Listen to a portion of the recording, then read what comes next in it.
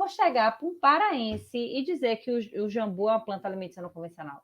Como é que eu vou chegar para um maranhense e vou dizer que a vinagreira, que é base da culinária deles, que é chamado arroz de cuchá, que tem intersecção com a culinária árabe também, eu vou dizer que é uma planta alimentícia não tradicional?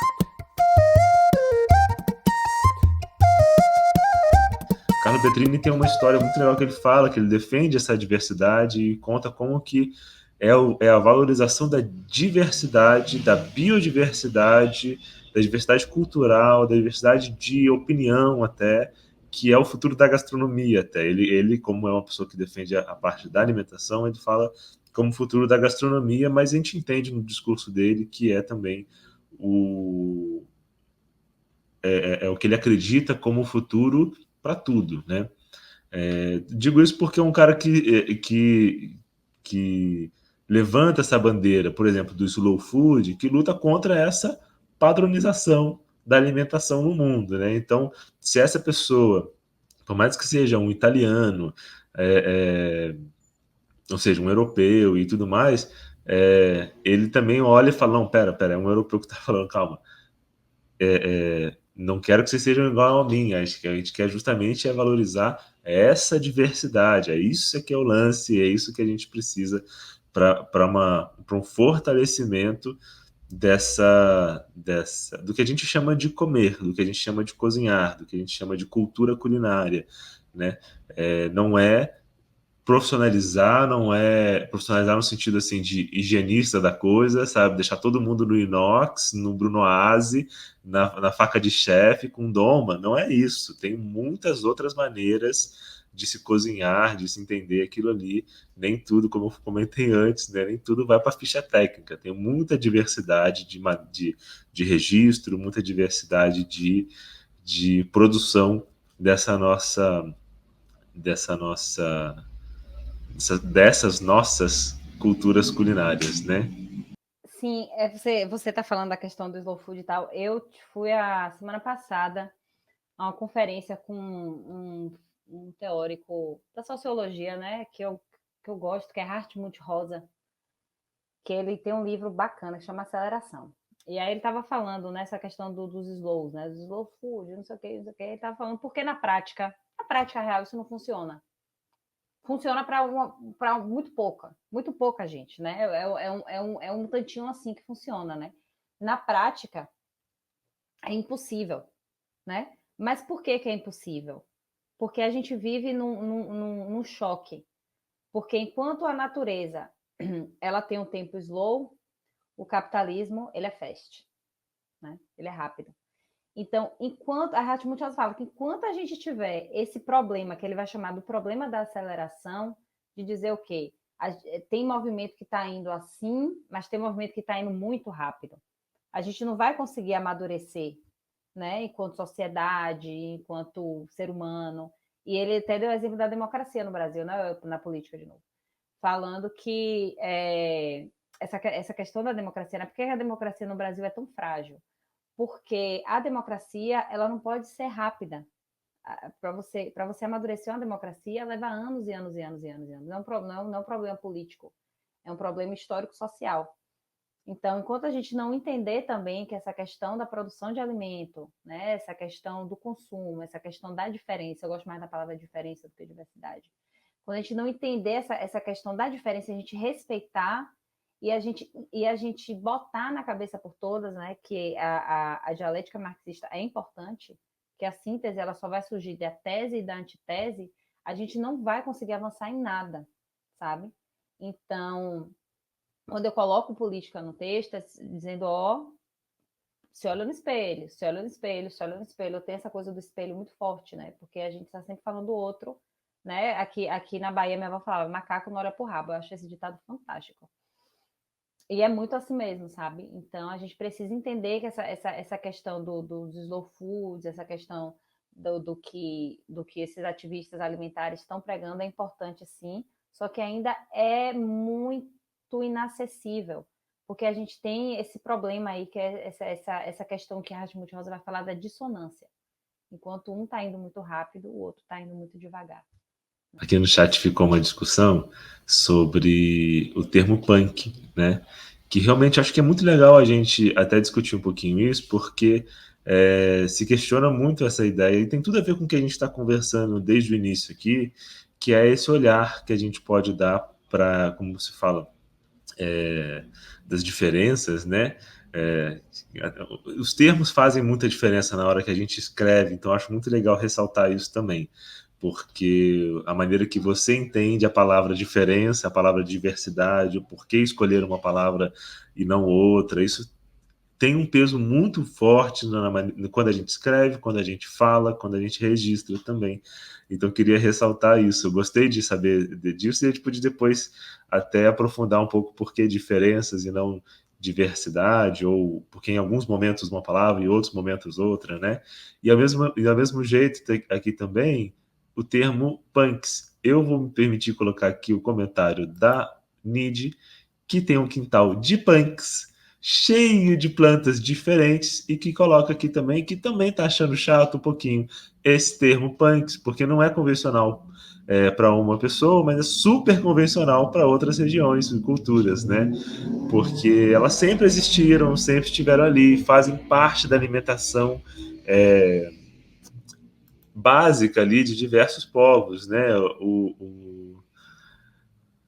O Ian ainda coloca aqui também que gostou da ideia do termo plantas alimentícias tradicionais, talvez, né?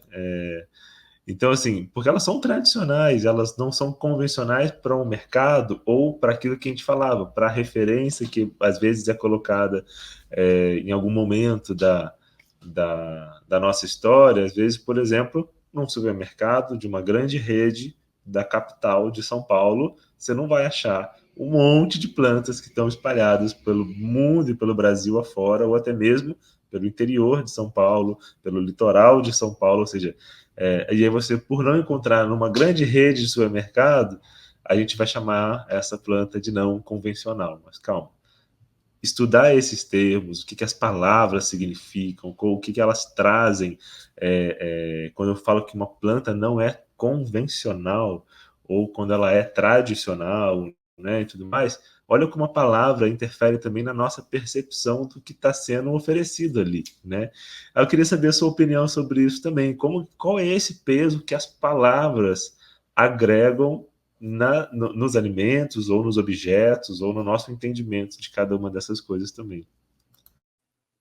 Então, dentro das minhas andanças também, eu trabalhei com análise de discurso, então por isso que eu odeio esses termos. Então, assim, a palavra, ela não é só a palavra. A palavra, ela está dentro de um contexto, né? Esse contexto é um contexto histórico, é o que Michel Pechet vai dizer que é a condição de produção do discurso. Todo discurso tem uma condição de produção, ou seja, tem um contexto, tem um plano de fundo que está ali, né?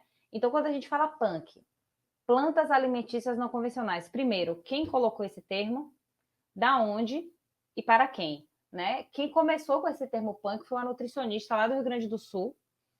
Depois, Knup, ele pega punk, faz esse livro que está atrás de você, que também tem um que está por aí guardado. Aí ele pega, faz um compilado de...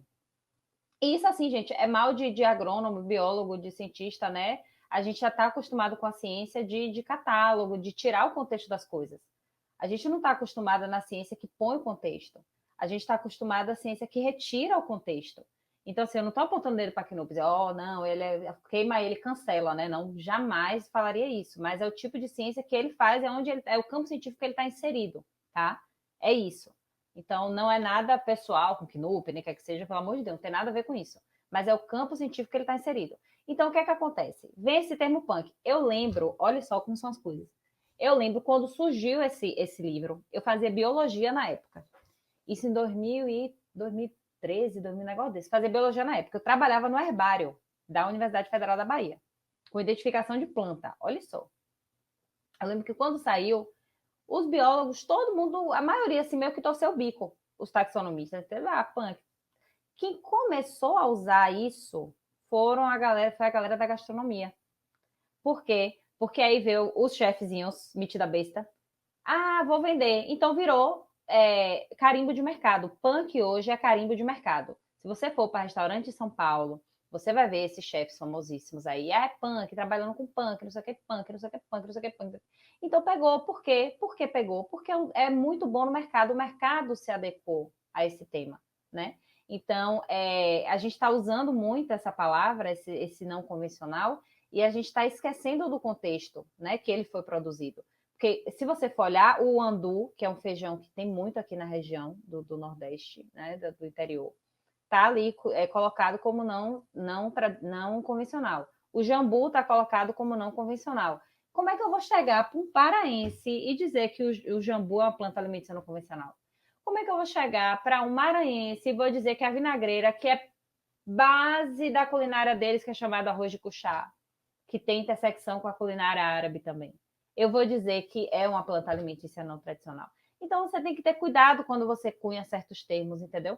Porque, assim, e quando você usa também. Então, a coisa do punk, né? A galera tá começando a botar, não, tem que dizer que é planta alimentícia não colonial, não sei o que, não sei o que. Ah, tudo bem, não importa. Mas, assim, né? Mas só que a gente tem que entender a responsabilidade da palavra que a gente usa. Então, quando a gente está dizendo que uma coisa é não convencional, você também está promovendo um tipo de hierarquização do conhecimento. Então, quando a gente fala de cozinha, quando a gente fala de gastronomia, quando a gente fala de diversidade, de diferença, a gente não pode ser relativista, mas a gente não pode colocar hierarquias nas coisas, entendeu? Então, o termo punk, ele tem servido muito para quem? Para os donos de restaurantes famosos, né? A galera que está se promovendo aí na mídia e tal, não sei o quê. Só que para a galera que é de fato detentor do conhecimento, por exemplo, como é o nome? É Nil do Quintal? A Nid. Nid. Nid que está aqui. Que tem Em todas as lives, está sempre acompanhando aqui. Vejam. Então, assim, ela que tem um conhecimento fantástico, que produz, que está no quintal, imagine. Então, quem é que vai sair prejudicado? Quem é o detentor do conhecimento? Então, a gente precisa entender também que a gastronomia também, do jeito que ela está sendo feita no Brasil, ela está sendo feita de um lugar que ainda não está colocando o conhecimento tradicional, os conhecimentos que vieram antes de nós, do lugar que eles merecem estar, entendeu? Por isso que eu bato nessa tecla do punk, bato nessa tecla da palavra e da gente ter cuidado com os termos, né? A palavra nunca é inocente. Mas é interessante ressaltar também que questionar o termo punk, não é questionar o uso das punks, né? Vou utilizar aqui agora para ficar claro do que a gente está falando, né? Porque, querendo ou não, elas têm esse apreço muito grande do mercado, né? As pessoas querem consumir, por quê? Porque, primeiro, elas têm benefícios nutricionais, depois elas têm um benefício cultural, elas nos transportam para culturas diferentes ali. Quem nunca provou um arroz de cuchá tem que provar. Quem nunca provou um tacacá com jambu e tudo mais tem que provar. Olha que legal que é isso, essas cozinhas. E aí a gente vai perguntar, mas o que é o jambu? O que é a chicória do norte, né? Que vai no tacacá também. Né? Que são coentrão, né? O que são essas plantas e tal? E aí, lógico, como a Thaís comentou aqui com a gente, se esquematizou isso, sistematizou, se classificou, que é o modo, a praxis ali do século XX, da ciência do século XX, sistematizar tudo, classificar tudo. Podem até perceber que em todas as ciências a ordem era sistemas. No corpo a gente tem o sistema digestivo, a gente tem sistemas sociais, a gente tem tudo era sistematizado. Preciso sistematizar tudo. E aí, para funcionar o sistema, eu preciso classificar tudo, nomear tudo. Essa é a maneira com que se fazia ciência, com que se faz ciência, né, ainda.